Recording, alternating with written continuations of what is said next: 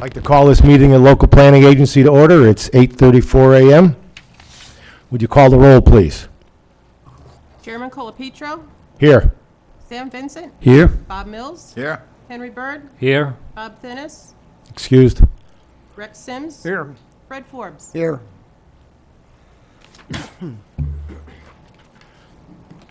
Okay, first item, or number 3 on the agenda, is a review of proposed LDC 4 amendments relating to social services by Alexis Crespo, Waldrop Engineering.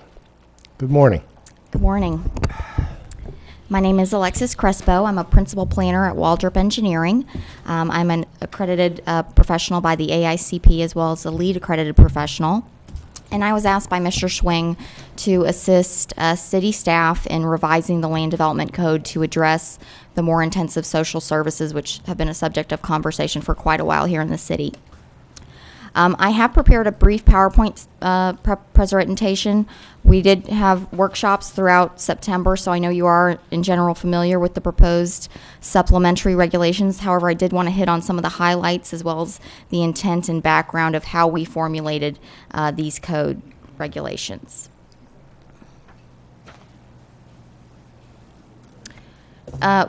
The draft before you and that I'll be discussing was the original proposed LDC revisions.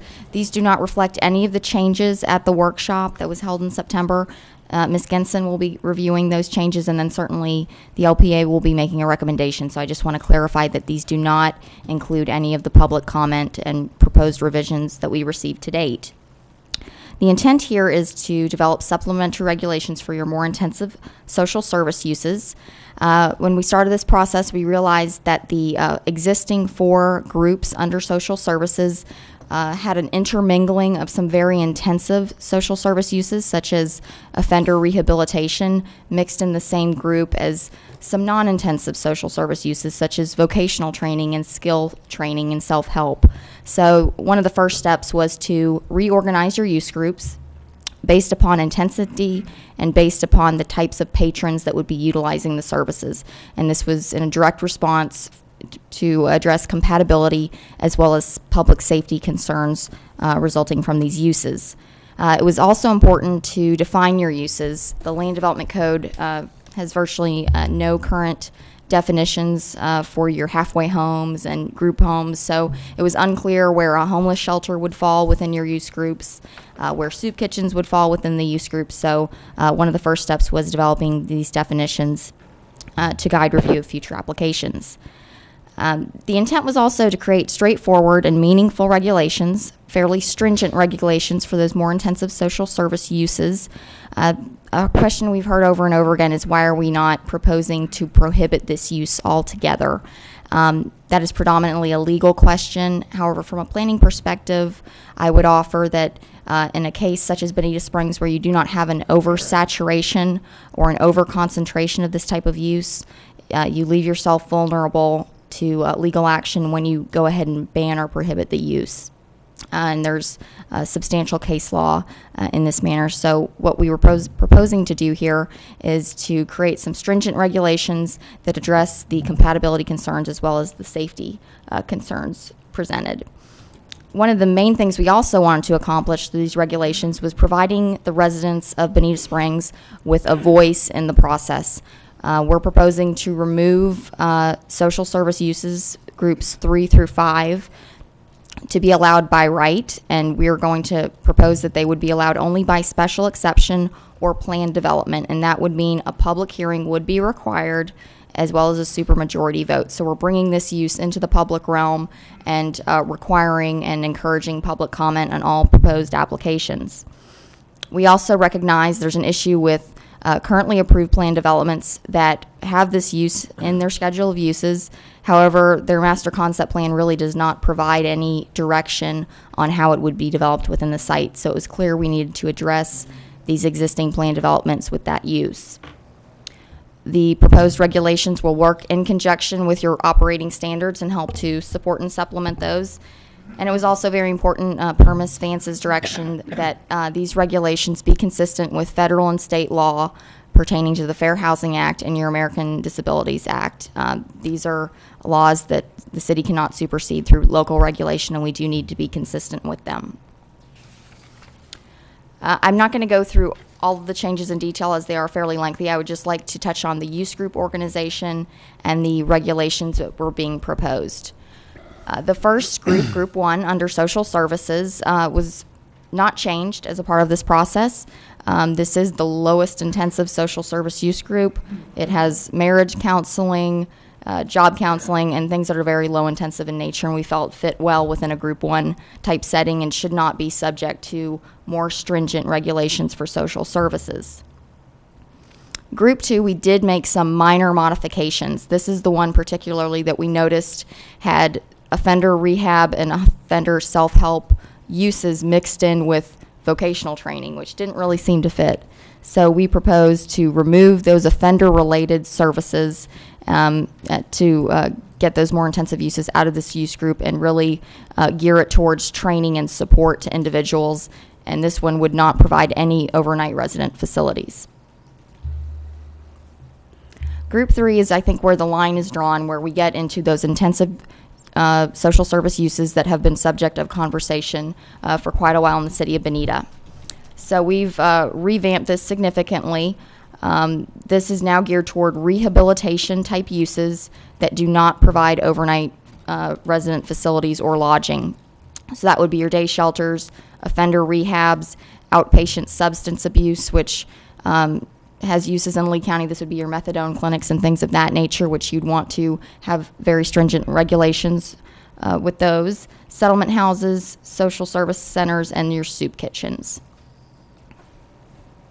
Group 4 is where we step into those uses that do allow for temporary overnight lodging. And we very explicitly added homeless shelter to this section, as well as your halfway homes, delinquent homes, correctional facilities. And then lastly, we pushed out the group homes and long-term living facilities to Group 5. Many of these uses are going to be dictated by federal law, so code we write may or may not be applicable to most of those uses if they are proposed, but we did certainly need to provide for them within a use group, and we saw long-term living facilities as fitting well within Group 5 and being social service uses that aren't necessarily intensive in nature and creating compatibility issues with residences, schools, and parks and things of that nature. So those are the proposed use groups. We've added one more and then again reorganized them based upon intensity. And from there we were able to develop our supplementary regulations. These regulations are intended for groups 3, 4, and 5. We did receive comments that perhaps group homes should not be regulated under this section, so that will be something we hear about further today. But certainly those uses dealing with homeless shelters, soup kitchen, day shelters will be regulated under this section. And anything that provides for overnight lodging, temporary or long-term. This set of supplementary regulations are not intended for groups 1 and 2, which are your big brother, big sister, office building, your counseling, your self-help organization, and important, again, I'll hit on this several times, any user that is protected class under federal law. The first section under your supplementary regulations of importance is the approval required. This significantly revamps how these uses can be approved by the city. We are removing them as a use that would be permitted by right in CF2. Currently, they are permitted. You could go and get a development order if you find a CF2 property because it is a permitted use there for homeless shelter groups 3 and 4 social services. So we're taking it out of a permitted use and making it require a special exception, which does require a public hearing and does allow for public comment on the issue. Now, if your proposal exceeds 16 beds, that would be a planned development, which is even more stringent in the review criteria and also provides that public hearing provision. We added that there needs to be a supermajority vote by council to approve a special exception or planned development with social service uses, which we felt was another safeguard to ensure that this is really something the city wants to approve. We require that PDs must show this use on their master concept plan. Ms. Genson is going to be providing an exhibit, has provided an exhibit with the PDs that are currently approved that have social service uses in place today. However, I think she'll support this comment that none of these PDs have master concept plans that explicitly locate those social service uses and define how they will operate and function. So the fact that they have been approved, but there's really no regulations in the PD document relating to them, they are going to be required to go back through the public hearing amendment process and really define that use and provide the city with the information they need to know on whether this is consistent and compatible with the surrounding uses and address public health, safety, and welfare. Getting into the development standards that we are proposing for groups 3 and 4. So again, these are your day shelters, soup kitchens, homeless shelters, delinquent training, correctional facilities. Activities must occur within an enclosed building. They must have access to transit or provide for transit within their facility so that these people aren't put on the street to wander around and maybe not have access to a vehicle to get where they need to go. And minimum separation, making sure that we're not creating a concentration of homeless shelters or soup kitchens in any location within the city. The document as written has a 1,000-foot separation requirement from social service with similar uses, from daycares, parks, schools, and any establishment that sells alcohol. And I know that some of the comments were that would need to be increased, so we can certainly look to that when you make your recommendation today. Another minimum separation requirement would that it would need to be 1,000 feet from any zoning district that allows residential uses. And most of the zoning districts allow residential uses. So your Ag 2 district allows residential uses. This would really be limited to some of your commercial and industrial uses. So this would provide protection to make sure that it's adequately separated from any residences or districts that would allow for residents to be developed in the future. We had additional regulations for those facilities that provide for overnight lodging. We have a minimum lot size of 1 acre. We proposed that because we wanted to avoid a very large minimum lot size, which could create a very large facility that could accommodate a large number of beds. Certainly that could be compensated with the operating ordinance, but the thought here was we want to keep these relatively small but adequately buffered and in a proper location. We would also require a floor plan and management plan, which is consistent with the operating ordinance. And significant landscape buffers, we're proposing that it would have to be buffered by a C or F buffer, which are the city's most stringent and significant buffer requirements. And we'd also look for ancillary uses to be provided, such as job training, church, daycare, things like that, so that it could be somewhat self-contained and provide services to allow people to get on their feet and move forward, as would be intended by these facilities. We did include some regulations for Group 5, which are your group homes for disabled, handicapped, psychiatric wards, perhaps for emotionally disturbed people. But in general, I would say in most cases, if you have an application for you for a Group 5, a bona fide Group 5 use, it would likely be protected under the Fair Housing Act and American Disabilities Act. So whether or not we decide to keep this in, certainly a point of discussion, but we did here provide for a 500-foot minimum separation to, again, avoid a concentration of these types of uses, as well as a 500-foot separation from zoning districts that allow residential uses. So we can examine that further during discussion on the appropriateness of that, but certainly we thought these would need a lesser separation than your homeless shelters and day shelters and things of that nature, because they're not servicing transient type patrons.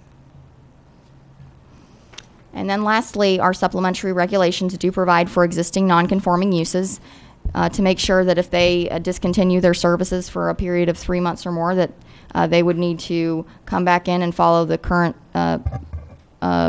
regulations in place for that use. We would also exclude temporary housing set up after a natural disaster from these types of regulations for obvious reasons and to meet various state statutes.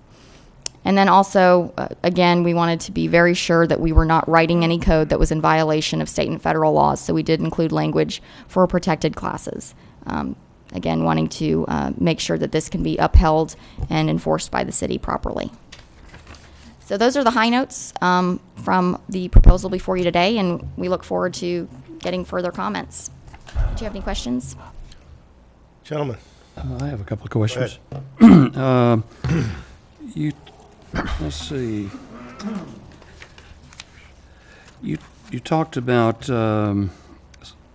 the permitted only by a special exception under, I'm not sure which one.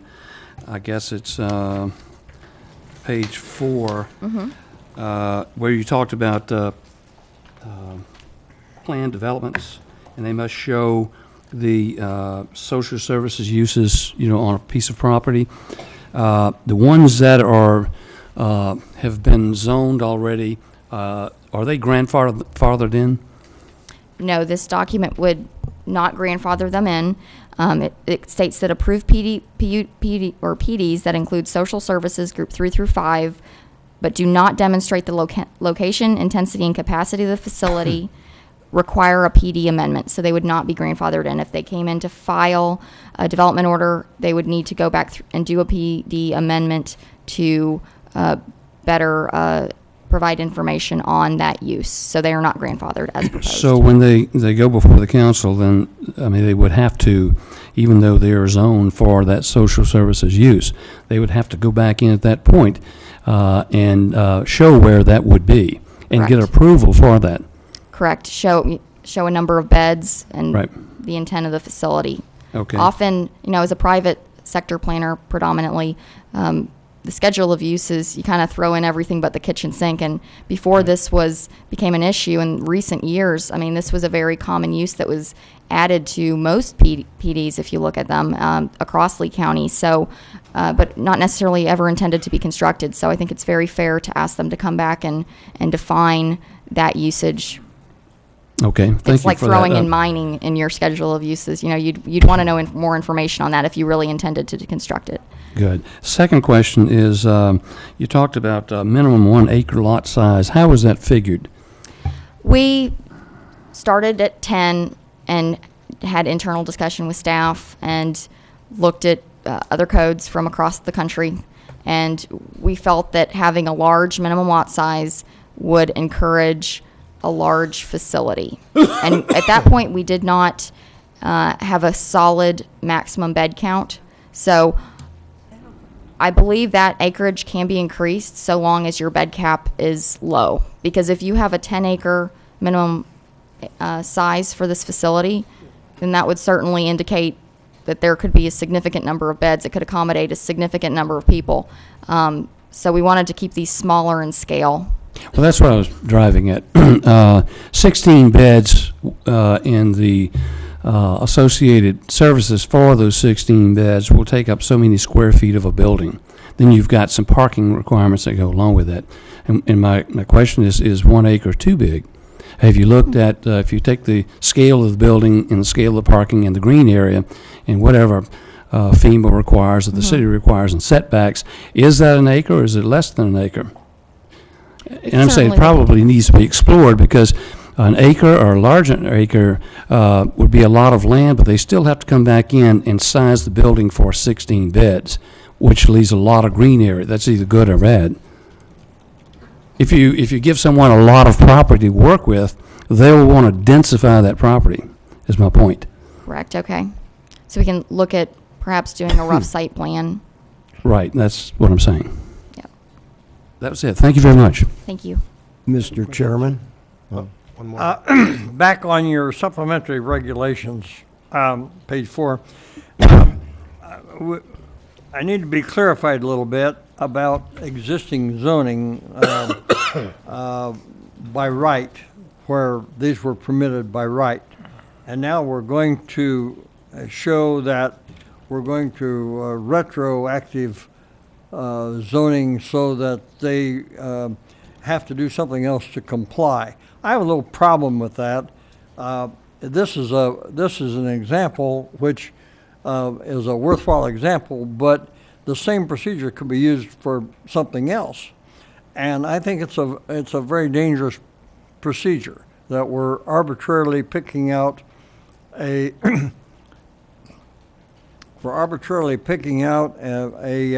zoning classification that we are requiring an existing right to be given up and redo it before the council, for example.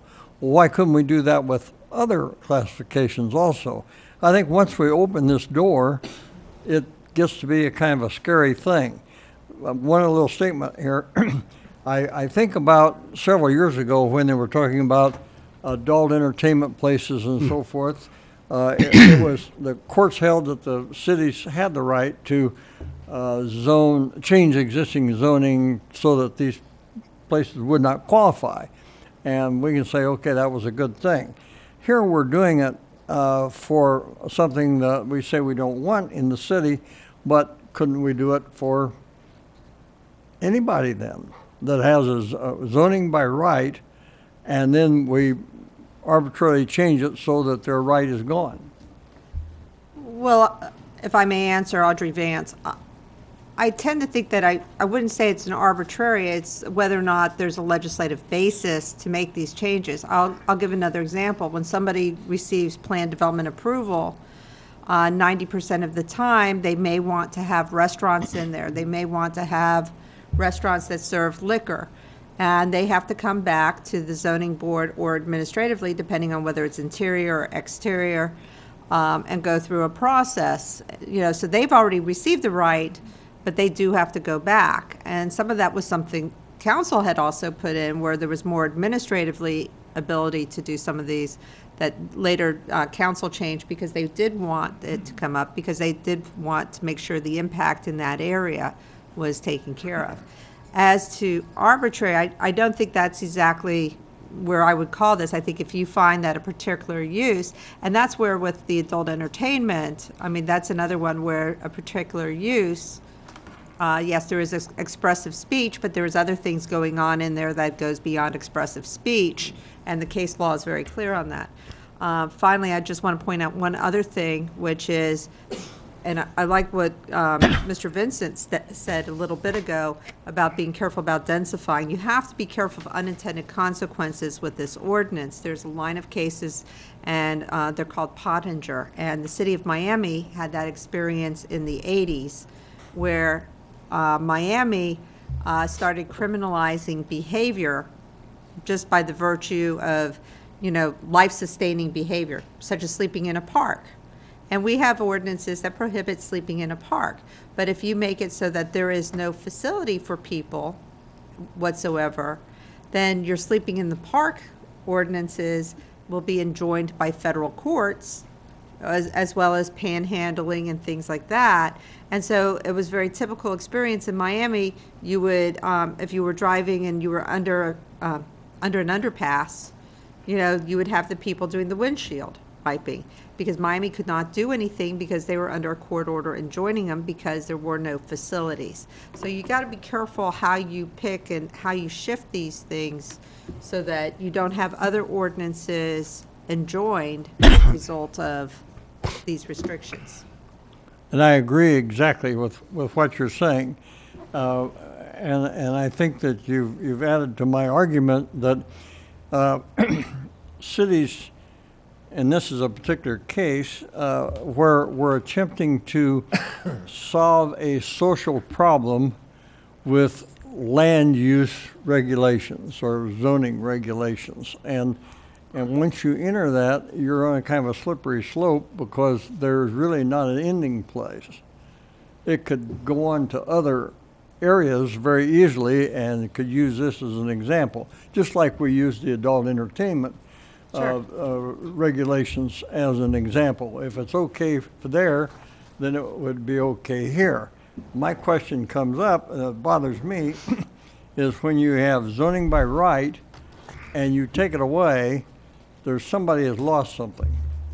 Well, you have to have a reasonable expectation of having that investment come to fruition. You can't just say, I have this vacant land, and because I keep it vacant forever, it's a pot of gold that, aha, I'm going to build this one day. Because we have a right to regulate. We have a right to make changes to our laws. And nothing is wrong with that. There has to be, again, to perfect that right, they have to have applications in. The government has to be on notice. There has to be, estoppel claims. There has to be ways. No different than when we became a city and we said we did not want buildings over 75 feet. If you remember that, yes. we created, and we put that in the comp plan, which scares the heck out of me more than anything else. But it was a comp plan provision, nothing higher than 75 feet. So what we ended up doing was saying, well, we know that there are some people out there who have expectations of having those high rises, mostly Pelican Landing, Bonita Bay.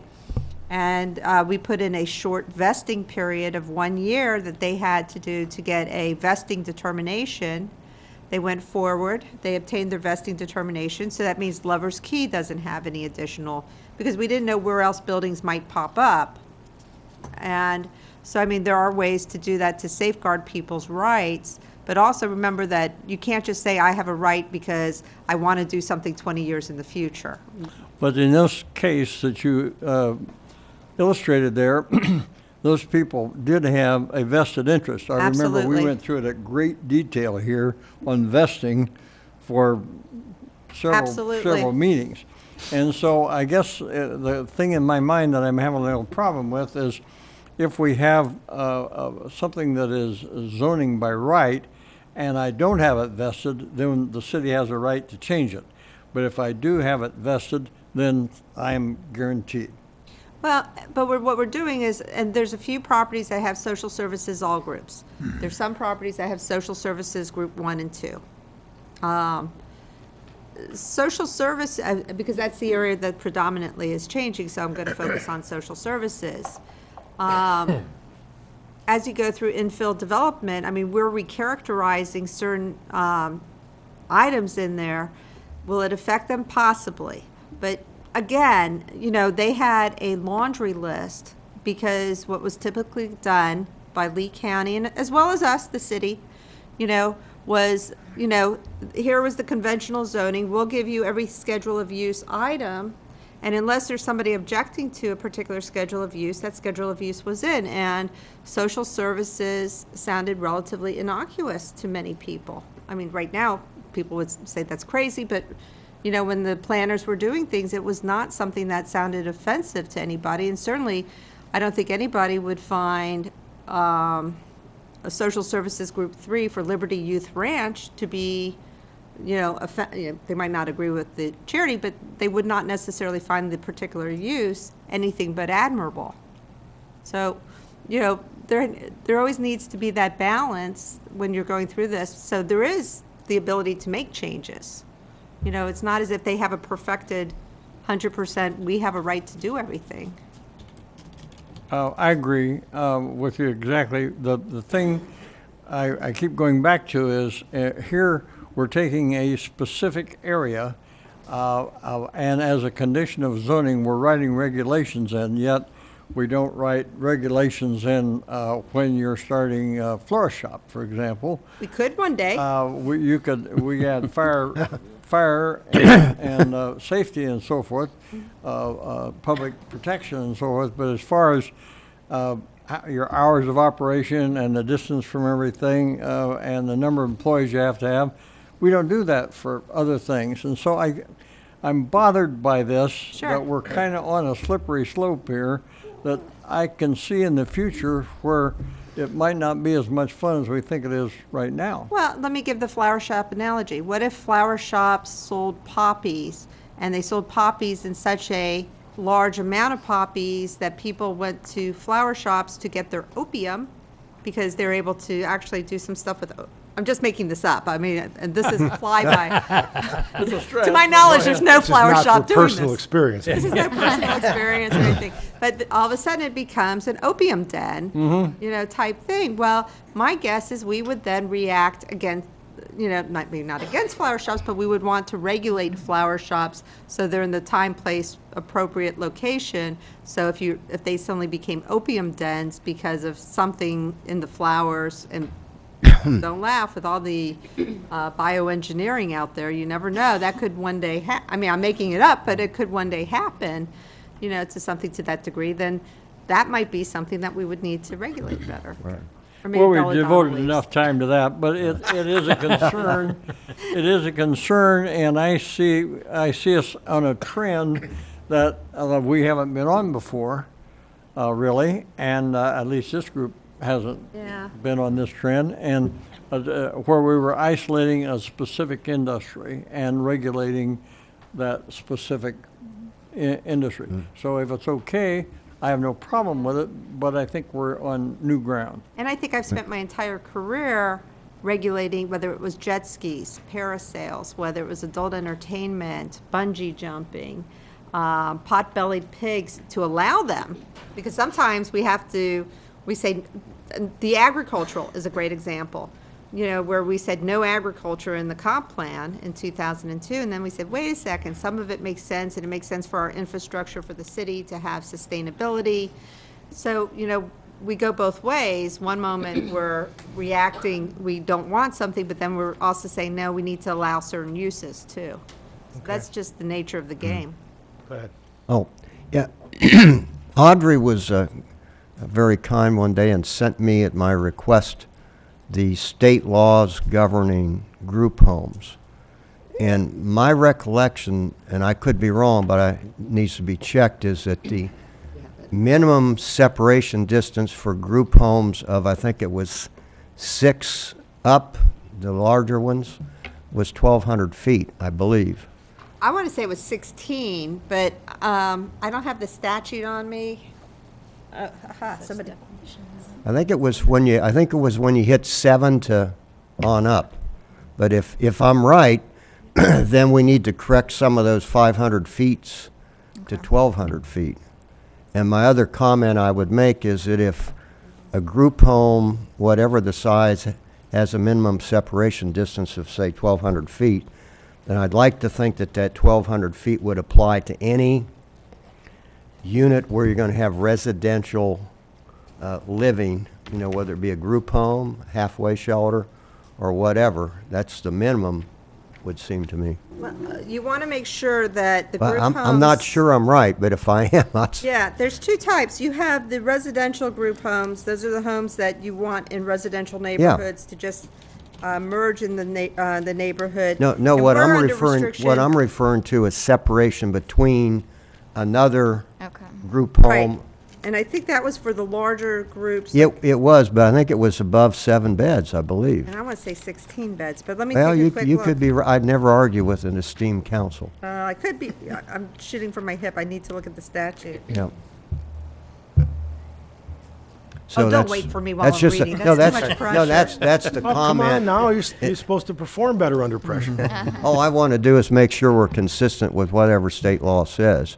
But it should apply then to the other kinds of facilities, because that way you would eliminate a 10-acre site where a guy builds one thing, and maybe builds a group home over here and a halfway house over here, recognizing you still have to go in front of city council and get a supermajority, which I think is good. I want to commend your company and yourself and everybody else that had anything to do with the rewriting of the land development code and all the other, and the definitions of social services. Fred, I'd like to second that. Okay.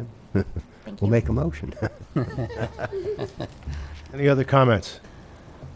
I would like to make a couple. I haven't been here for a few months. We were on a little extended trip, but I have been following this. Thanks to Debbie, has gotten me most of the information, which was very riveting on the trip. I find a lot of the opinions and regulations are extremely detailed. It looks like this horse has almost been beaten to death. But I also feel that no matter how this is written or rewritten or adjusted or stretched or pulled, there are going to be holes in it. And that's my biggest concern. I don't know how else to put it, but I don't think it's possible to do what I'm going to guess 99% of the people in this room would like done. I'm afraid that there's going to be a compromise somewhere that's going to please some and not please others. You did a great job. I commend you also, but by looking at, I've looked back through all of these, I'm just not sure. I'm just not sure where we're going with this. And I hate to be on the wrong end of it, but unfortunately, that's the position that this board has been put in. That being said, do you have anything else for us before I ask for public comment? No, sir. And I believe Ms. Genson would like to Okay. go through the public comment. Thank you.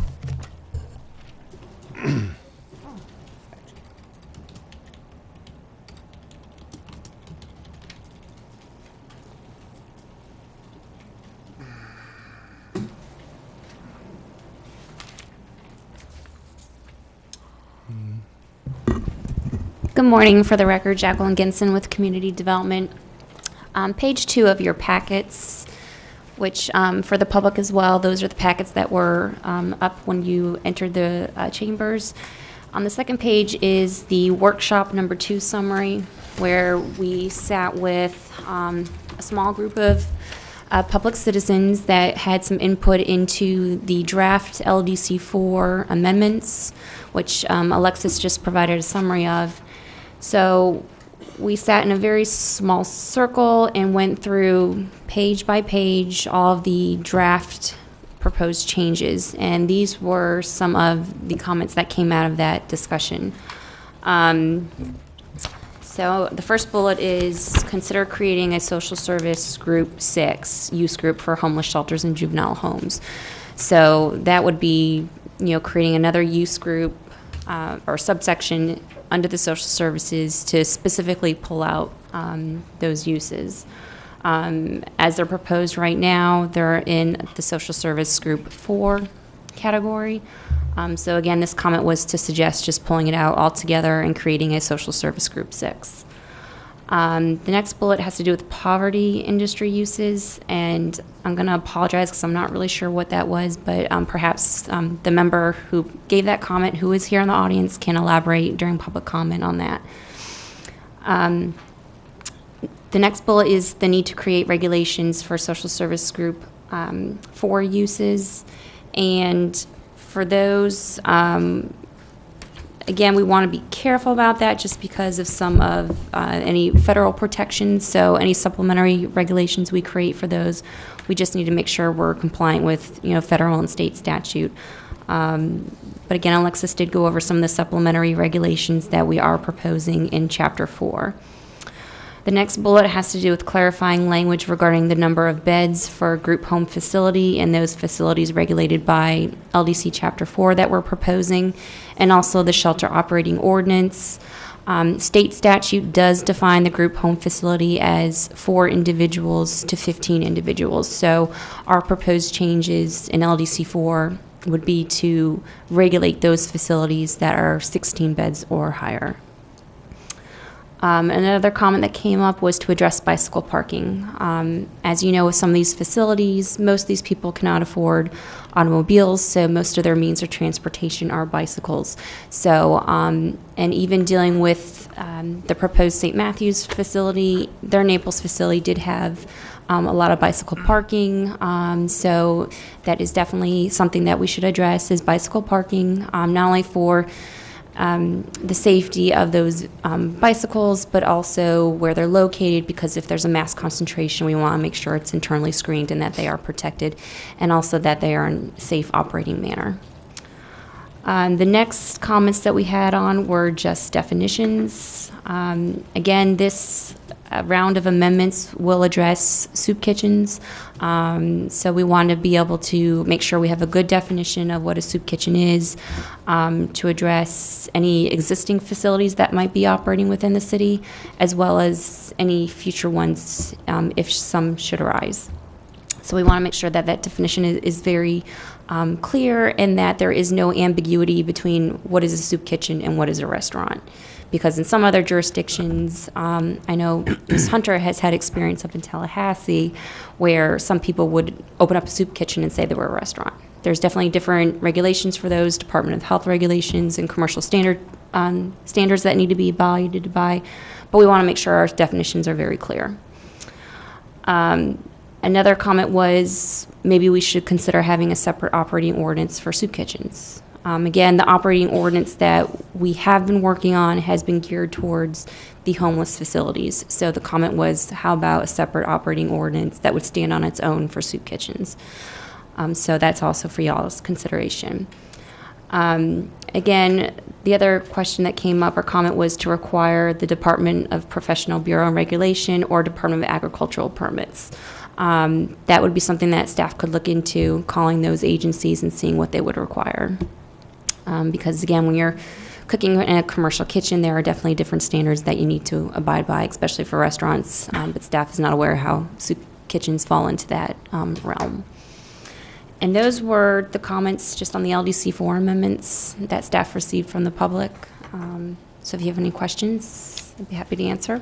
I need a little clarification. On the number of beds, we're saying 16, and I think in our discussions we had last week, Fred, we arrived at the number of people, the number of, we were going to count the capacity by the number of people because we were discussing whether we had families and infants and so forth, if an infant would count as a person. And I think the consensus was that we counted everybody, and if an infant was there, that counted as a person, and when they had their 16, they were full, they were done. That didn't make any difference. I think that was a consensus that we arrived at on the number.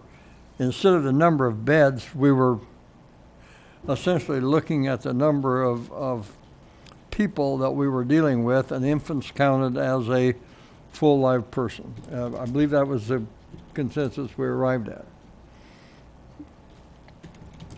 Yeah, the state statute defines it as at least 4, but not more than 15 residents. So we can go ahead and definitely make revisions in Chapter 4 to reflect residents, if you like, and to be consistent with state statute or whatever this board thinks is appropriate. And I found the statute. Okay. Enlighten us, please. It was in 419, so I was looking in the wrong chapter, which could explain why it was taking me forever to find it. Homes of 6 or fewer residents don't have any notification requirements under the state laws, and this is for community residential homes. For community residential homes, and community residential home would be somebody, it's either the elderly or development disability or mental illness, where you end up falling within the statute, homes that are regulated by the state. If it's under 6 or fewer residents, then that meets the definition of, it can go in a regular single-family residential neighborhood.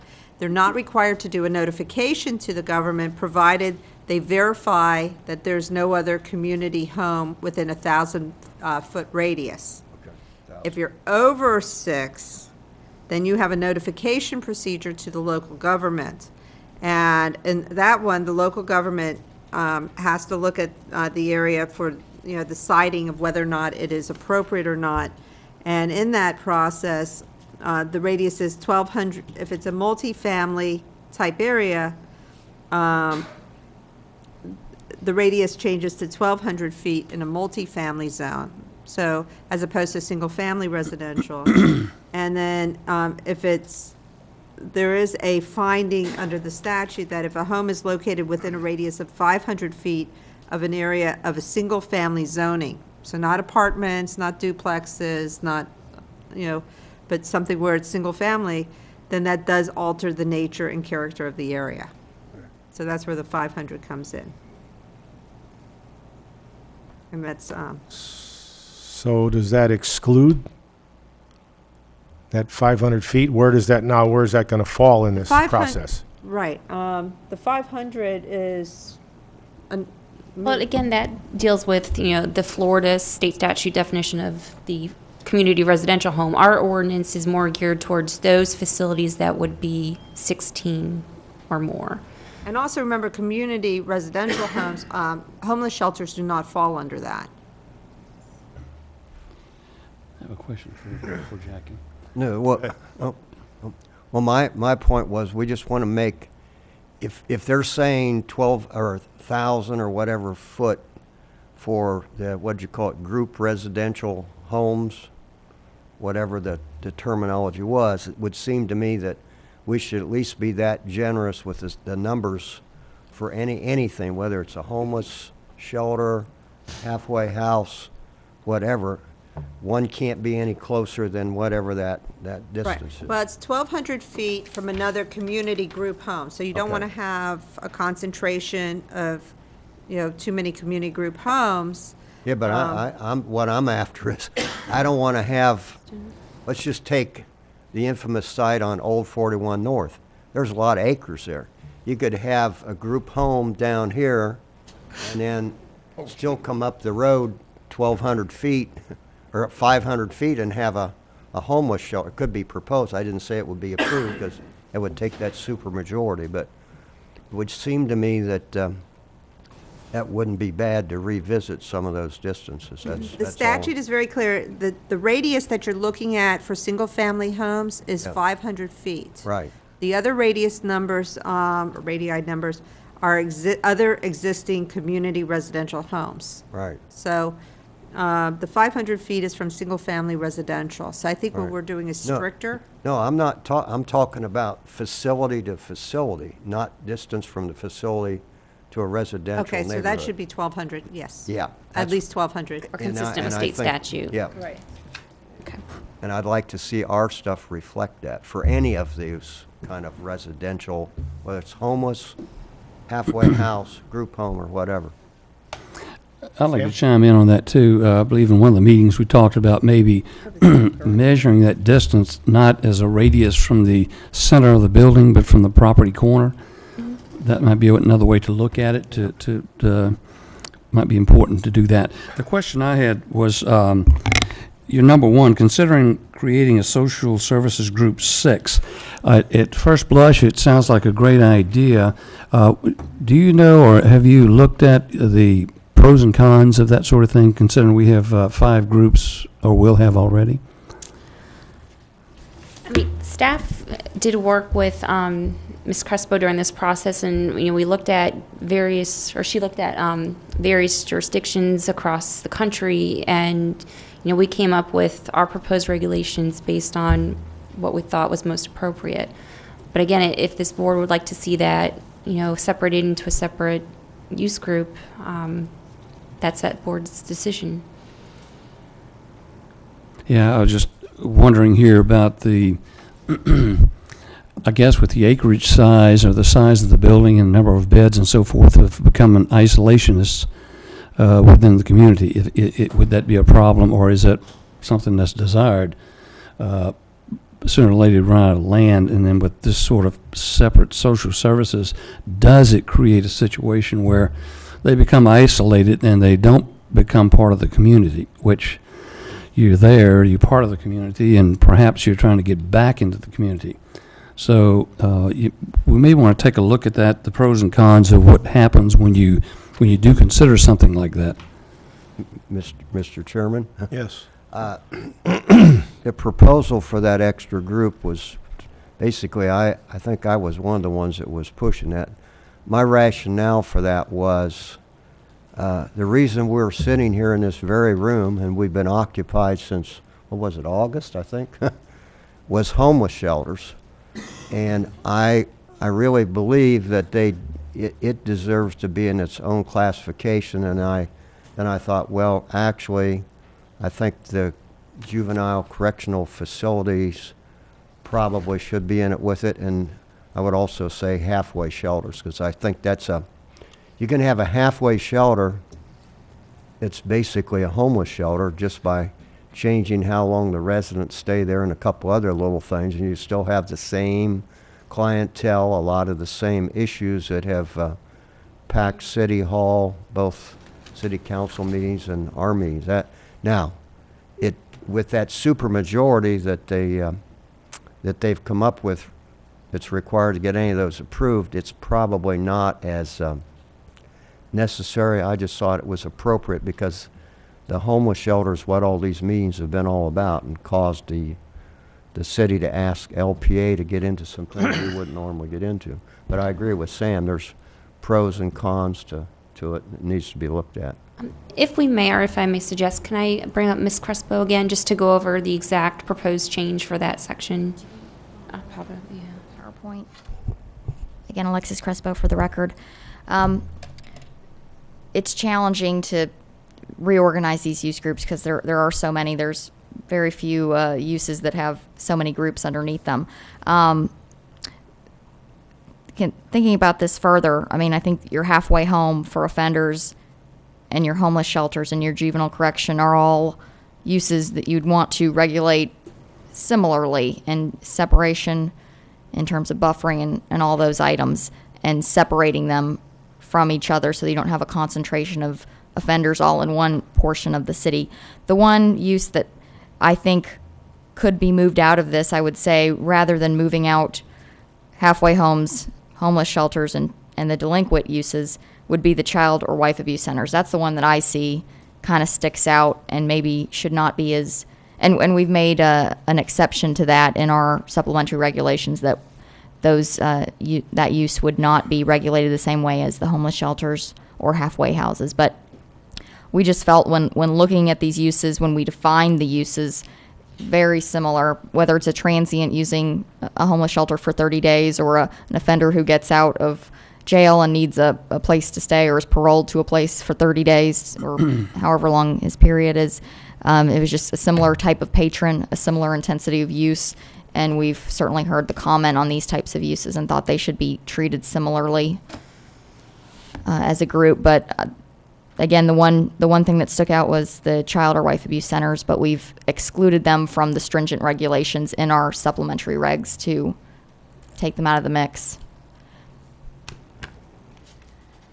But certainly, I mean, it's not a really significant change to break out homeless shelters as a standalone. It just, you know, we go through the district regulations, we renumber the use groups, but I just feel that it would ultimately be treated the same way in terms of development standards and locational requirements. That's what I'd say. Does it become a problem, excuse me, does it become a problem then geographically as you begin to set up maps that determine where they will be in the city, or any city, for a new use? I mean, it seems to me that physically, graphically, to distinguish the service groups, if you have too many, it does become a problem. What little plot of land then can serve the group 6? You know, the distances of 1,200 feet, things like that. When you add all of these things up, it gets to be the size of a pinhead. As a planner, when you begin to set this stuff up, I'm saying that's the real difficulty in a city of our size. If we were the size of Dallas, maybe not a problem. But we're very small. We have very limited land use right now. We're running out of land. So breaking it into another group could present that kind of a problem. If we wanted to change the minimum separation requirements and create an even larger separation for Group 6 as opposed to Group 4, yes, certainly it would. And as it is, I mean, it's fairly limited in where these uses can go. Right. So I wonder, when you do that, is it just it's impossible? You know, is it just an impossible planning problem? And when that happens, then we're back to square one again. I mean, the way the city is developed and has developed with its land use patterns, it will be challenging to find a location where this use could meet all that criteria. That's all. Mr. Sims. In the definitions, I'm reviewing these, and under Group 4, establishments providing temporary living facilities and their customers have personal or social problems. Audrey and I discussed a previous meeting about years ago. That was a definition of the Shangri-La. And I want to question everybody that what we're doing here can affect other things in this community besides what we're looking at. And we don't know if Shangri-La will ever reopen or what it will be, but it was a rehab for people with eating problems and drinking problems. And so it, in my mind, it very clearly falls into Group 4, which is what we're discussing here today. I And would it's only want 900 feet from a to school, review by your the way, healthcare so- use groups to ensure that that wouldn't necessarily fall under more of a healthcare related. Certainly Well, the with definition is very clear, providing temporary living facilities. It doesn't say whether it's free or not, and obviously it's not, but, and serving individuals with personal and social problems, and that's exactly what they did for many, many years. Well, and you could have medical, you see it more in other countries, but you have like medical spas where somebody would go and get certain medical treatments, and that was very typical in the 19th century. And I agree, Shangri-La definitely had facilities. I happen to know people who went to it in the 60s and 70s, so. Mr. Chairman, I'd like to, I think the big difference, I agree with Mr. Sims. Shangri-La, I dare say when they were doing that, and if they went back in it, it wouldn't be for destitute people. Doesn't say destitute. It- No, but in our The language here in the description doesn't indicate whether the people are paying or not. It's simply a description of the facilities. The definition under the homeless shelter, Audrey's got in there that they're destitute, and then she's got all these other things that they may be, but there's a word in that definition somewhere, and it's destitute.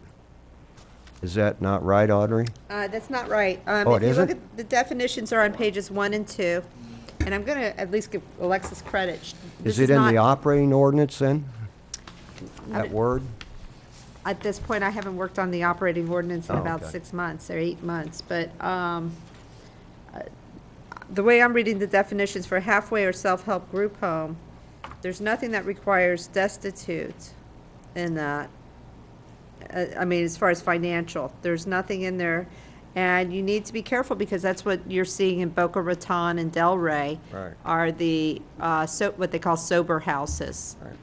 People were putting in sober houses on the beach on A1A Boulevard. Wonderful place, great, you know, everyone has a record album probably in their collection here, I know, of A1A Boulevard. It was but they're creating the facilities there on those compounds. And federal court told the governments no. I mean, because that definitely violated ADA. You know, while people are trying to seek recovery, you can't say you're going to prohibit that short-term transient rental, because transient doesn't always mean poor. That's the other side. Your question? Well, yeah, I'm a little, yes, we have a definition Yeah.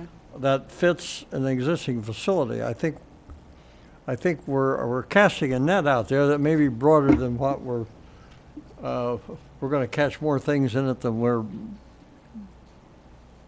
hoping perhaps for. we create, I think some work can be done on the use groups to separate out that use, so that it's not prohibited the same way or regulated the same way that a halfway house or homeless shelter is regulated. I believe there's also a rehabilitation centers,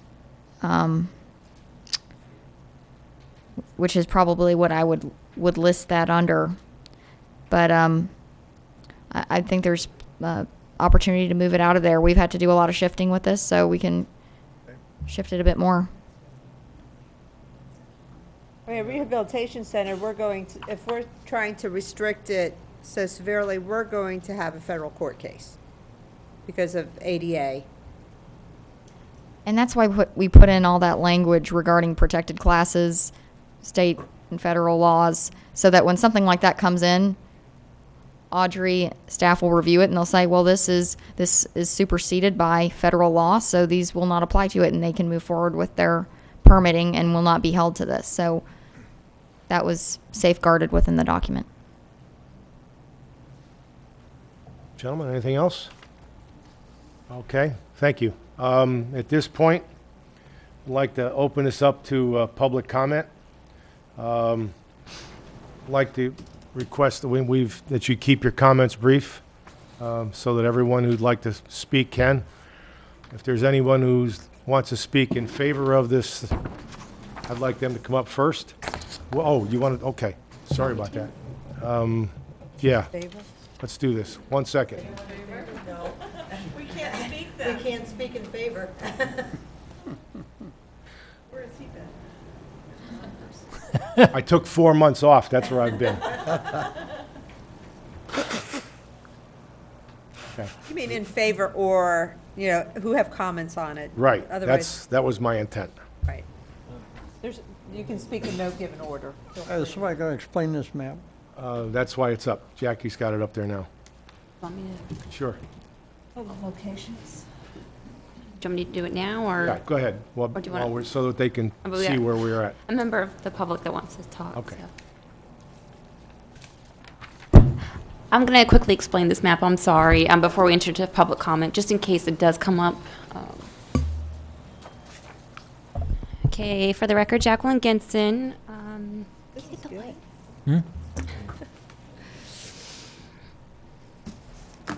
Thank you. A few weeks ago, our department was asked to go ahead and do a quick inventory of existing planned developments and other zoning districts that do allow social services group 3 and 4 by right.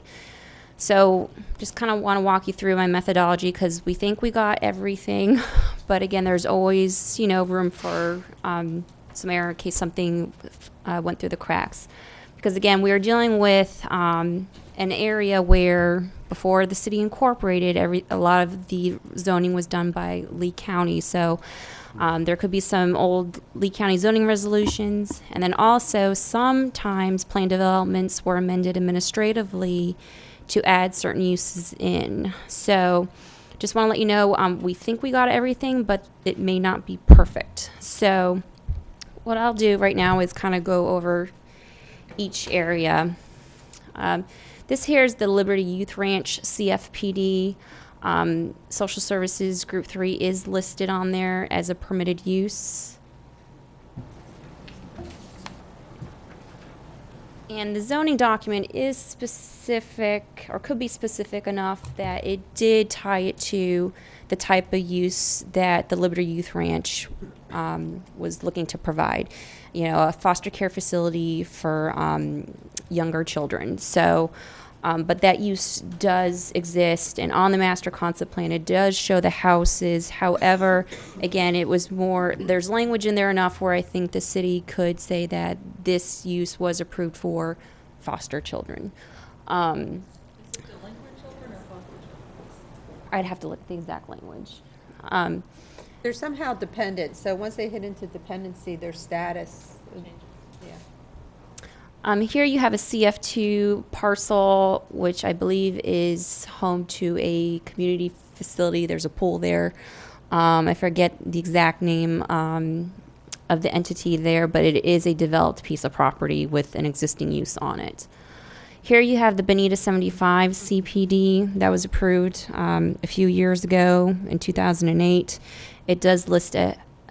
It does permit groups 1, 2, and 3 by right. The master concept plan was very general in nature, so this could be one of those developments where if the proposed LDC changes that we are proposing do get approved, they'd have to come back in, specifically identify it on the plan, demonstrate compatibility and whatnot. Same goes with the St. James Place development that was also approved in 2008 and also has groups 1, 2, and 3 on the schedule of uses that is permitted by right. To the south, you do have the Burnwood property. It's another Burnwood. We have a couple of Burnwoods in the city. But this is the Burnwood Park of Commerce, MPD, CPD. This development does allow groups 1, 2, and 4. So it does not allow group 3, but it does allow 4, which is more of your state and federal run rehabilitation centers. So that's that project there. We'll go down to the southern part of the city. This is the Diamond Ridge, or Diamond Edge, very old RPD, CPD. For the most part, it is built out. There is one vacant parcel up to the north. But this property does allow groups 1, 2, and 3 by right.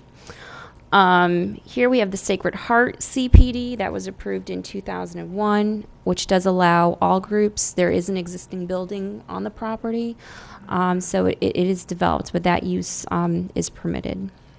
Then you have the Sunshine Professional Center CPD, which also allows it allows groups 1, 2, and 3, and that was a zoning that was approved in 1992. And that is where the Sunshine Aces, community development offices are, some office and medical buildings. So for all intents and purposes, you know, it is a developed site. Then as you go north, here we have another CF2 property, which is home to the middle school, the city's park, and the library. So again, a property that is developed. Then as we move north along Old 41, we have the Burnwood IPD CPD, which is subject of the current development order for St. Matthew's House. So again, we know that that is a permitted use within that development, groups 1, 2, 3, and 4.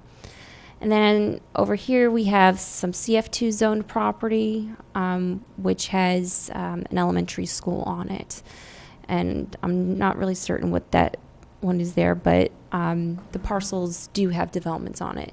So based on our inventory of existing planned developments in CF2 zoning districts, these are properties that do have existing entitlements for certain social service group 3 and 4 uses. Okay. What's on the Sacred Heart site there? It's one of the few that includes all groups, and I'm trying to place in my mind what... Yeah, let me try to see if I can bring it up. But I remember looking at the aerial, and there is a building there with parking. Is that chicanes? I'm not sure. Hmm. I don't even know if I'm You're talking about Sacred Heart internet. CPD? Yeah. A second. The shape of it looks like Chicane's Funeral Home. It's on the other side of the street. Oh, you're Yeah, right, it was a you're right. school. I remember that part, but Thank you. it was Sacred Heart Academy CPD, located at 28531 South Tamiami Trail. And I have a strap number if you want.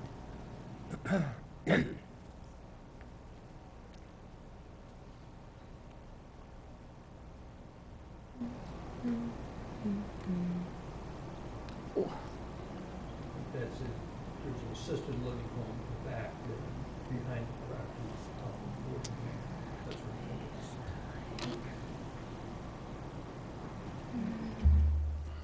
is. It's right here. And that has hours of operation limited to 7 to 10 for that facility.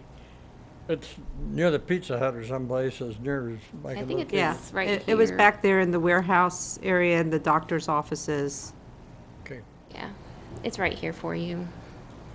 My mouse is. Right there? Okay, thank you. Okay. Any other questions? Any questions? And you see on the The only other question I have, when you mentioned that to upgrade, they would come before the council for a change, could that change be done by resolution, or does it have to be done by ordinance? ordinance. Thank you. It's very, like Ms. Vance had said, it's very similar to how we go ahead and process cases for consumption on premises for outdoor seating. You know, it'd be something where they would have to refer back to the Land Development Code. Land Development Code would say you have to get a special exception for this use, and it's for compatibility. Okay. Thank you. Thank you. Okay, you waited very patiently. Public comment, please.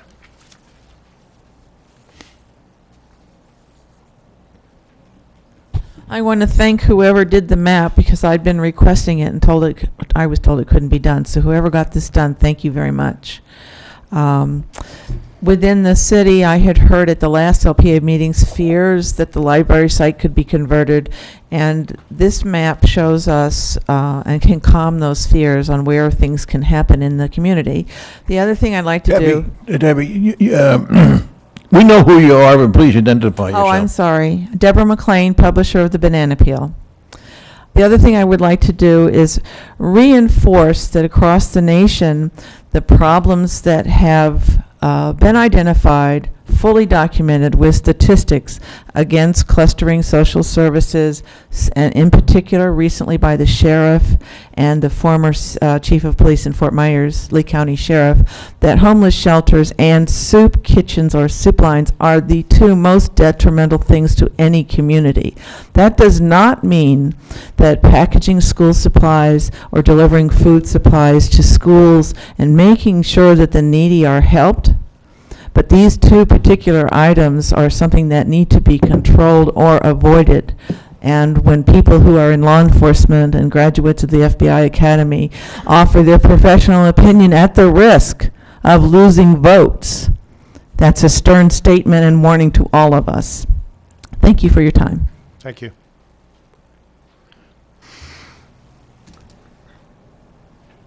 Good morning. Morning. My name is Donna Stone. I live at Worthington Country Club. We have come to these meetings with a vision of what we as citizens need and want for our safety and the safety of the residents if a homeless shelter ever comes to Bonita Springs. I do not believe there is a need for a homeless shelter in Bonita Springs. There are 22 shelters in Fort Myers, 4 in Lehigh Acres, 10 in Naples, and 6 in Immokalee, for a total of 42 shelters in cities surrounding us. They have the service structure, clinics, police, and transportation availability to back up the needs of the homeless, rehab, or halfway houses that Bonita Springs does not have. I will not repeat the horrific citizens attacks, crime figures, police actions, or business problems around the ordinance wording for the type of homeless shelter that you continue to put before the planning board. I have found a shining example of a type of homeless shelter that we as citizens might be able to tolerate. In the Clearwater area, Pinellas Hope Shelter, run by Catholic Charities, has most of what we are looking for in an ordinance. In talking to them on the phone, I got confirmation that what we are asking for can be done.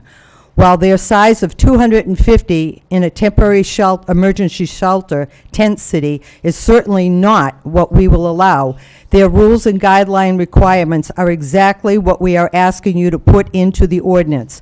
If they can do this for 250 residents at Pinellas Hope, we can certainly do it for a shelter for 20 to 25 people. There is a strict code of conduct in Pinellas Hope. You must call for an appointment, have a picture ID, social security card, birth certificate, proof of residency. Outreach police officers do a background check on all residents. No violent felonies, no sexual offenses, no prior evictions from any subsidized housing, no drug-related or violent crimes within the last 3 to 5 years.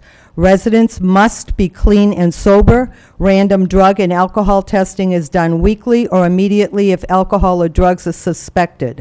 Homeless men and women, there are no children under the age of 18. They must be a resident of Pinellas County for 6 months. Visitors are only allowed with an appointment. Visitors can only stay in visitors area. The maximum stay is 6 months. They do no vocational training on site. They do no catering to the public. They do work with local businesses for job training. They do help with Social Security and handicap paperwork. Residents are provided with connection to transportation and other community services. In addition to the tent city, they also have an 80 double and single occupancy apartments for the homeless with a 6-month maximum stay. So if you are going to allow a homeless shelter in Bonita Springs, please let it be a shelter strictly for the homeless, not a rehab center or halfway house. If Pinellas Hope can do it for 250, we can certainly do it for 220 to 25. This is a large-scale project that embodies the protections that we are asking you to make mandatory in our ordinance. Please protect our citizens' property values, safety, by writing an ordinance that will only allow a homeless shelter that protects us and the residents of the shelter. Any other type of ordinance put the lifestyle that we expect you to protect in Bonita Springs in jeopardy. May I also add that in all of this, which was very nice of you to put out, and I do agree that the map is good, but you have charts that have codes, P, CPD, and everything else. There is no legend explaining to the public what those terms mean, and if you are going to put this in a document for a public hearing, you have to explain to the public what these terms are. Thank you. Thank you. We can provide you with those definitions. Yes, sir. Morning, Dick Durfone from Highland Woods. I've expressed many times before my feelings about the shelter to start off with. One of the things in looking at your list, we use the word offender. If we take the word offender out of this document, if we take the offender rehab out of this document, it solves a lot of problems. Why are we going to be required to have offender rehab in Bonita Springs? I don't see that as a connection that we need. If the intent is to have a shelter for homeless people that have, for whatever reason, run on hard times, that's not offender rehab, okay? So I would strongly urge to review removing the word offender out of the definitions in the documents. 1 acre sites was mentioned by Mr. Vincent.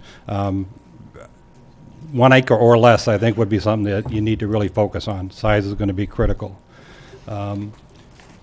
In the information that was just presented by the young lady before me, the residence requirement, I was told before at a meeting that we can't have some type of residential requirement connection. Well, it sure sounds to me like at that center they have, that was just described in Clearwater, I believe it was, does have a residential requirement. A connection between these people that are going to be in the shelter in Bonita Springs, not a place for anybody in the state to be coming down because it's going to be cold at that time of the year or whatever it might be. We talk about it being challenging. I forget who made the comment that this is going to be very challenging to put this together. Challenging is good because it's got to be challenged, because the bottom line is the majority of residents that have all spoken here do not want a shelter, period, okay? And I think the critical part of it is we all look at what goes into St. Matthew's House in Naples and the level of people released from the state, and I've provided all the documentation to you before, that end up down there in an offender environment is not what we want in this community. Last thing, in your I would hope that besides your recommendation of whatever these definitions of the ordinance will be, that you would strongly present all the arguments of all those people that have come here. I understand you're under direction from the City Council to provide an ordinance for the development of a homeless shelter, but I think you also need to strongly express everything that's been said by everybody that does not want a shelter in this community, like we've described. Thank you very much for your time. Thank you. Sheet for the clerk. Thank you.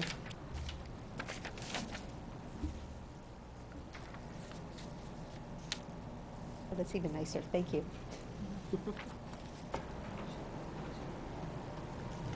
Good morning. Good morning. My name is Ken Rathbun.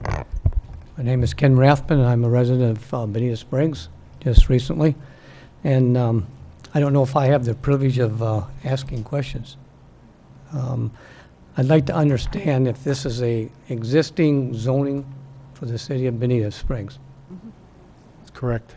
And the next question is there provisions to rezone property that may be represented here? How do you rezone and when do you rezone? I mean, zoning department has a job of rezoning, I think, at some time or other. Right. Normally, the zoning and the Land Development Code has those provisions, and normally zoning is done by an applicant coming in and wanting rights on their property and requesting the rezoning.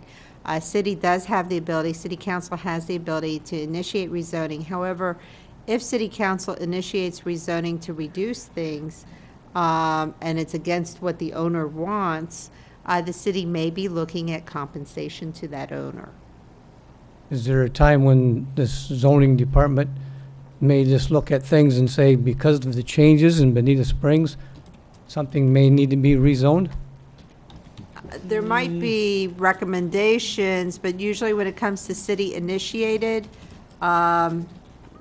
it's usually done with the consent of the property owner. When you are looking at outside of the consent of the property owner, there are certain constitutional limitations and protections so that government doesn't take property that we have to be very careful about. Okay. I guess I'd like to share my own personal opinion of what zoning is and how it affects the surrounding community.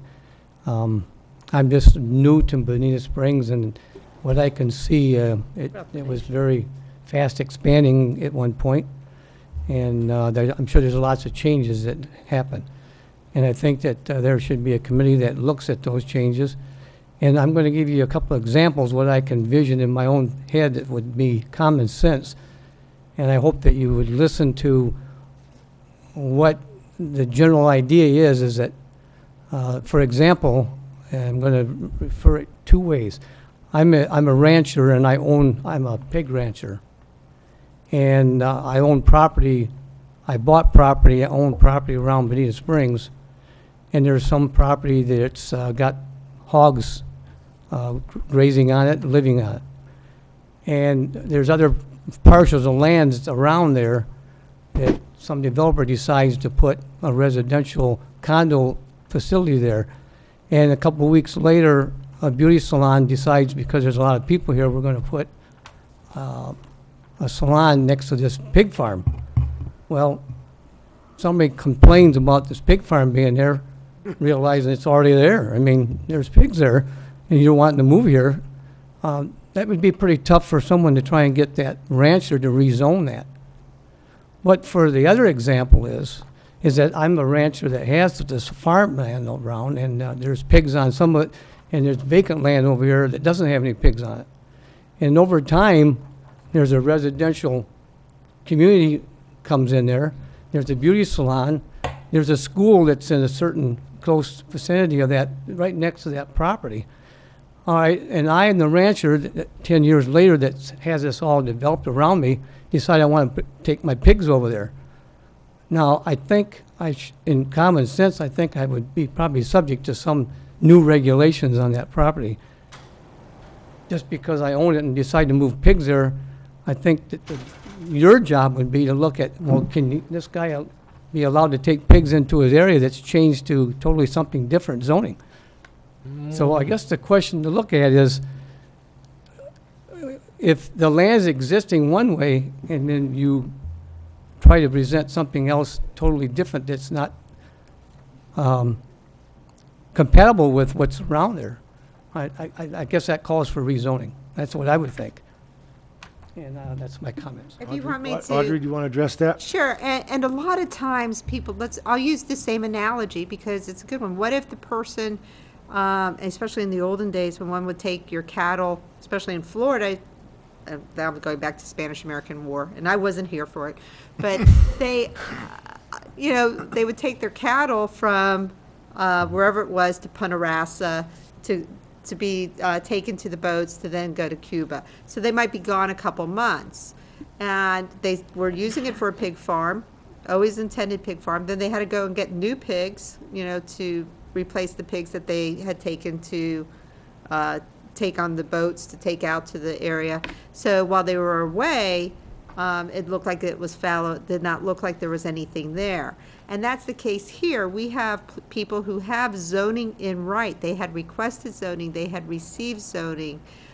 They were either working on it or, so you have industrial parks, you have commercial development that have uses that have been somewhat given the zoning. They might not have been given all their development orders, but they had gone through the process so that they have an expectation of certain rights on that property. And during the meantime, people bought into communities and they built around that area, and beautiful communities, but it was right next to an industrial park, right next to a commercial area.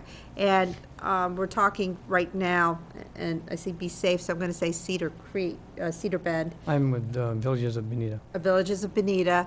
You know, the biggest thing problem with Burnwood is it's such a pretty industrial park. People don't think of it as an industrial park. It's almost easier for the production circle area because that area is a little more older or much more mature. It doesn't look as nice as necessarily that. So, but yes, I mean, in the old days, that's exactly what would happen. And there were people, and the former city manager, Gary Price, in the 60s, he actually went and figured out people's original zoning.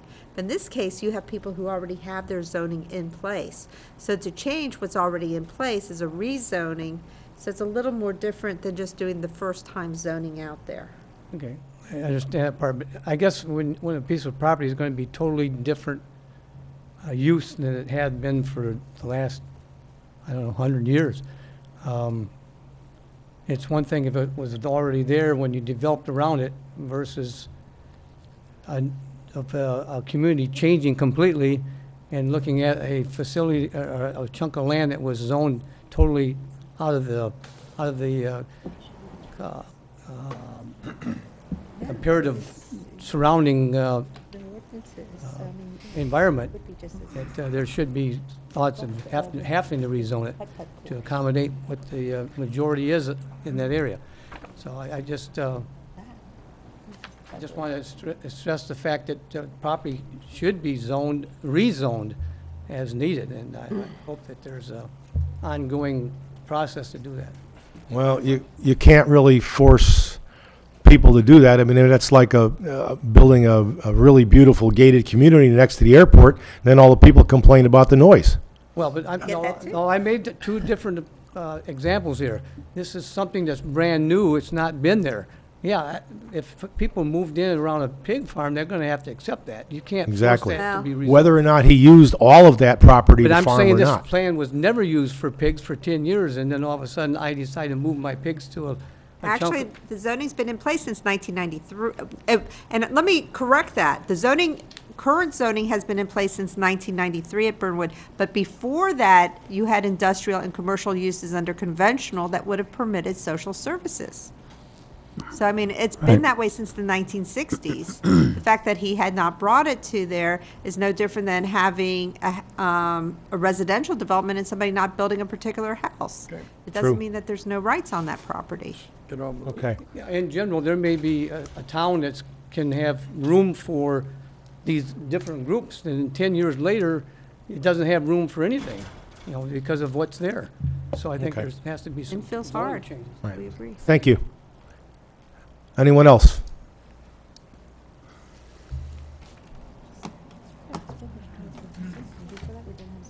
I'm Carolyn Gallagher from Cedar Creek. First of all, I've just got a couple of comments on the former minutes, if that's okay. One of the ladies who was here before asked me to correct a couple of things. The first one is the August 21st, and it's Patricia Zimmerman down at the bottom. And there is a statement here, it says they were obviously living in the shelter, and can you hear me? Where did you find Patricia? Page 3. Bottom of what page? 3 of those minutes, 8:21. Okay. She said, this is quote, they were obviously living in the shelter. And her quote was, they were obviously not living in the shelter. They were carrying their baggage around and so on and so forth. And she was referring to the hangers-on that are not admitted to the shelter. The second one is found on the 9/11 minutes, page 6, up at the top. It's also one of her quotes, suggested prohibiting it from being located 250 to 375 feet from residential neighborhoods. That was not what she said. She said 2,500 feet to approximately 3/4 of a mile. What page is there? 6.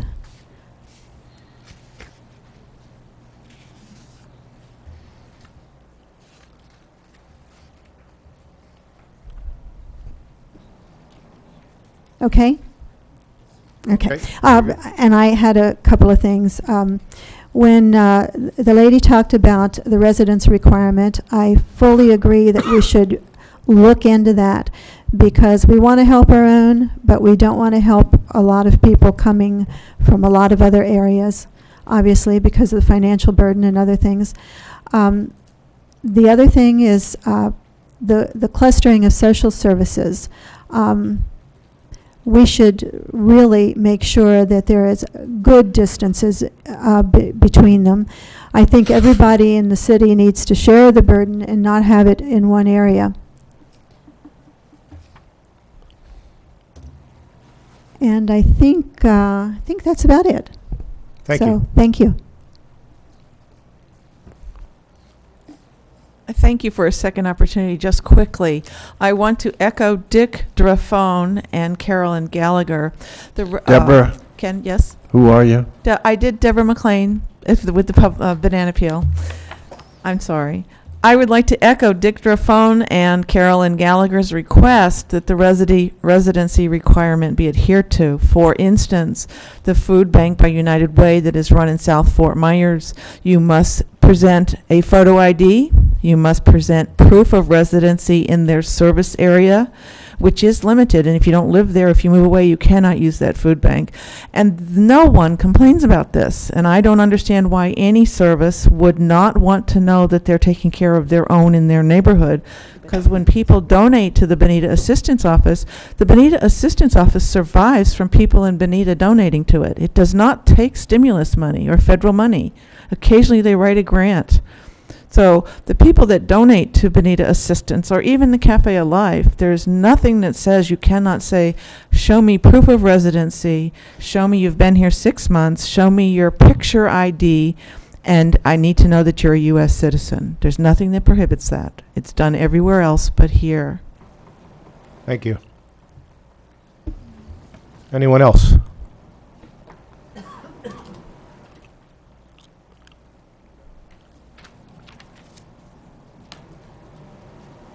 Henry Style. I'm a resident of the Villages of Bonita off Hole 41.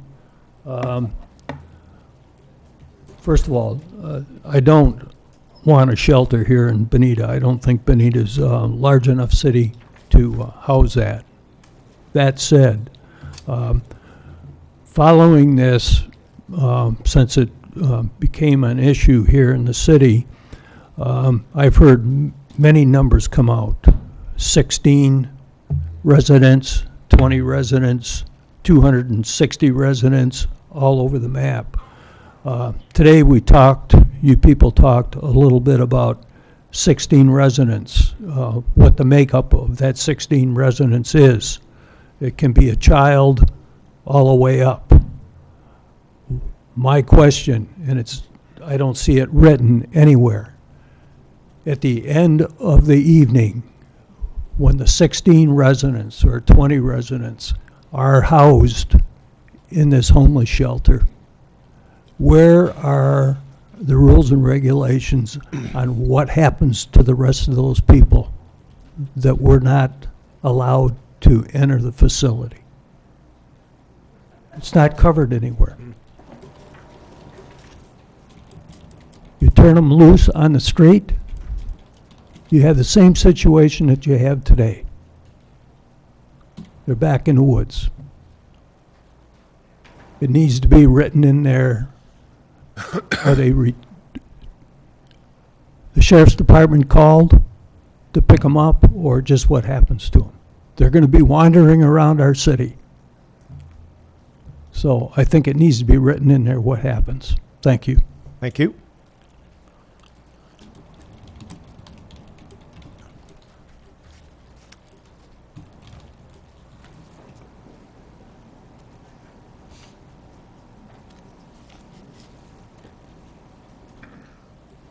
Good morning. Morning. Linda Schwartz, Cedar Creek resident.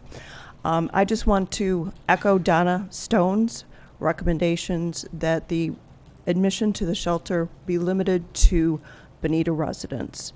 If this requirement can be applied in Tampa and the shelter up there, there's no reason that it couldn't be applied to any shelter that we open in Bonita. Thank you. Thank you. Anyone else? Mr. Chairman, I'd like to propose that we have a meeting where we really discuss in pretty good detail a lot of the comments that Donna Stone made, because we've talked about it, but it's not I think there's value in replowing some of that ground. Okay. You may also want to look at the Pinellas Hope website, because it is a tent city. A tent city on about 20 acres that houses about 250 people. So I don't know if we're talking about allowing a tent city type structure whatsoever. Yeah. Is that so objectionable? Doesn't the sheriff's department have a tent city up there off the 6 Mile Cypress? Yeah, I mean, it's no Bounded different by than saying, barbed let's wire. take the interstate and let's go underneath that and create, I mean, you can do it for emergencies, but Mr. Chairman, what I'm Rather referring not. to is the requirements that they're levying on people just even to get in a tent city. I see that. That's Yeah. on the bottom, yeah. Right, that's Okay. the bottom line. That's a good point. Anyone else? Okay, we're going to close public comment, and our next item is to set the next meeting. And for the record, Jacqueline Genson, I think what John Dolmer had envisioned is if you would like to give us some direction based on today's presentation from Ms. Crespo and some of the public comment that we received at the workshop number 2, and also today's comments, give us some direction on what type of comments or changes you would like to see for the LDC 4 amendments. And then at our next meeting, we'd like to discuss the operating ordinance draft that would incorporate comments from last LPA meeting and the workshops. We'll see if we can get to this as well, because the operating ordinance is quite lengthy. But that's what we like to do at the November meeting, because the moratorium is set to expire in April. So we're getting close. Got about 6 months left to start working on this. And for your other business, just so you know, you'll be having a historic preservation ordinance coming soon, some regular zoning amendments outside of the shelter issue coming soon, pods coming up soon, or property maintenance code. So you have a few ordinances that you'll be seeing soon to review for consistency with the comp plan that don't relate to this subject. But in regards to this subject, are there any comments or items that you would like staff to look at in terms of LDC 4 that were discussed today, so we can look I at think that? there's some really good notes on this letter from Donna Stone on the code of conduct, so. Yes, you and might that wanna- would go with the operating ordinance, so wanna we'll address definitely take that. those items and see there's some good things in there. Mr. Chairman, regarding that, we've had a lot of discussion on this, and I believe a lot of this stuff has been covered already, and you've talked about it and have written a lot about it. So, yes, we should go over it, but we have covered a lot of these points as well. One of the things that we need to, I'm trying to shut this thing off. One of the things that has bothered me since we started with this is the definitions, because when we first started out, the definitions of various categories were very broad, and I think we've isolated it down. The question that comes to my mind now that we have this map is, if we change the definitions that we're now looking at, then that in essence would change the uses that are of certain categories that are shown on this map. I guess what we envisioned would kind of almost be a conversion table, if you would, of, what social services group 3 and 4 was, to date, and then whenever this passes, what it, will convert to. So that would kind of be our vision at first, but staff hasn't really logistically fleshed that out yet. Okay. But that's how we envision it working. Would be some type of conversion table. Well, we would, by changing the definition, then would just arbitrarily change some of the existing zoning on properties on the map, and that would be a kind of a dangerous precedent. May I make a comment? John Delmer at the workshop that we had on this very LDC proposal said that even if we put homeless shelters in a separate group, which I was proposing, said it's still not going to change. You're not going to, if a guy right now has zoning that would permit a homeless shelter, he still would have a homeless shelter, even though it's still it's in a new group. I think that's what she said. So, Mr. Chairman, well, I wanted to make one more. Something that's very dear and near to my heart anyway is that we've got to make sure that in this operating ordinance, when you're reviewing everything, that we are going to come up with a way where that operator is responsible for the actions of those residents off-site, because that's what I've heard in meeting after meeting. The people are concerned not so much what goes on the reservation, but what happens when they get off the reservation into the community. You asked for direction. I think we need to answer that question. The organization so far has been that we have had 3 workshops, and you have summarized those workshops. So we've heard a lot about that, and we've documented that. And we asked you to put together something that were these supplements are representative of. And so I would guess that instead of rehashing all of that other stuff, that we stick to moving forward, and this is a good way to move forward. My suggestion is that we take the latest, which this would be the latest summary, is that correct? In other words, you have put forth these supplements. Yeah, what you have before you today was, I mean, there's 2 different ordinances that we're dealing with. The first one is the operating ordinance, which would be a city code of ordinance, which was discussed at workshop number 1, and that we've discussed at several of the previous LPA meetings. The second ordinance would be another city ordinance, but it would be amending LDC Chapter 4, which is your zoning chapter. So they're 2 separate documents. Granted, they will intermingle. So again, there's 2 separate documents. What we discussed today was just on LDC Chapter 4 zoning changes. So we did get some direction last time about the regulating ordinance, and also received public comment. We will be making those changes, and we'll bring those forward for you at your next meeting.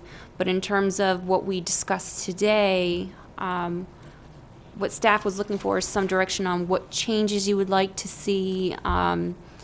Would you like us to look into creating, the social service group 6 use? We will go ahead and define separation distance requirements to be parcel line to parcel line.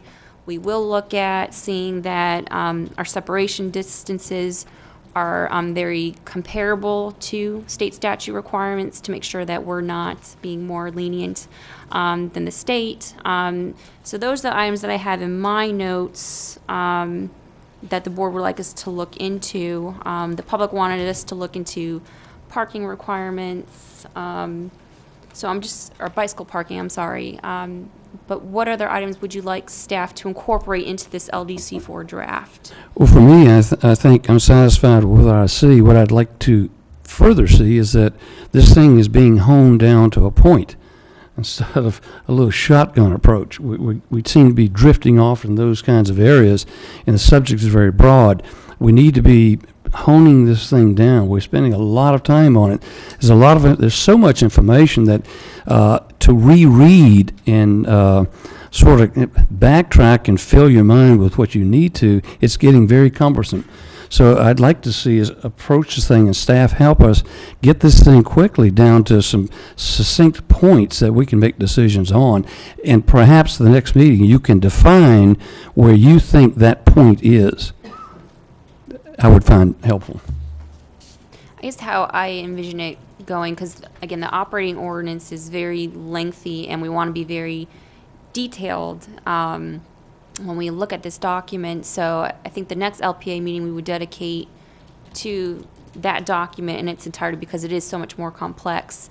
But at the same time, based on this meeting, I just would like some further direction or confirmation of what changes you want staff to make, as well as Ms. Crespo to make for the LDC 4 changes.